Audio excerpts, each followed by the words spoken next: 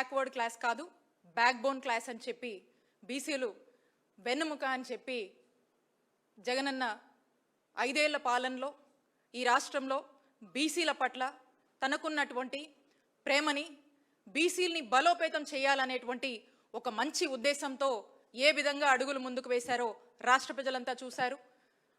తద్వారా బీసీలు ఏ విధంగా బలవంతులయ్యారు, బెనిఫిట్ అయ్యారనేటువంటి విషయం ప్రత్యేకంగా చెప్పనటువంటి అవసరం లేదు. మరి ఈ రోజున చూస్తూ ఉన్నాము, కూటమి ప్రభుత్వం అధికారంలోకి వచ్చాక ఏదైతే జగన్మోహన్ రెడ్డి గారు బీసీలే మా వెన్నుముక అని చెప్పి ఏ విధంగా చెప్పారో, మరి ఈరోజు చంద్రబాబు నాయుడు గారు చూస్తున్నట్టయితే బీసీలని వెనుకబడిన క్లాసెస్గా కాదు, బ్యాక్వర్డ్ క్లాసెస్గా కాదు, ఇంకా కూడా వెన్నుపోటు పొడుస్తున్నాడనే చెప్పొచ్చు. ఎందుకంటే 2 సంవత్సరాలైంది. ఈ 2 సంవత్సరాల కాలంలో బీసీలకు సంబంధించి ఎటువంటి కార్యాచరణ కానీ, బీసీలకు సంబంధించి ఏ విధమైనటువంటి లబ్ధి కానీ, సంక్షేమం కానీ మరి ఇచ్చినటువంటి దాఖలాలు లేవు.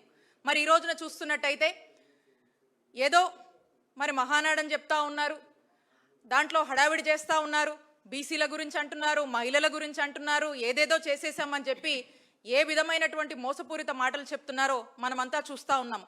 వాస్తవానికి వస్తే బీసీల అభ్యున్నతి గురించి, బీసీల సంక్షేమం గురించి, బీసీ మహిళల సంక్షేమం గురించి పోరాడింది, పాటుపడింది, న్యాయం చేసింది మా నాయకుడు జగన్మోహన్ రెడ్డి గారు.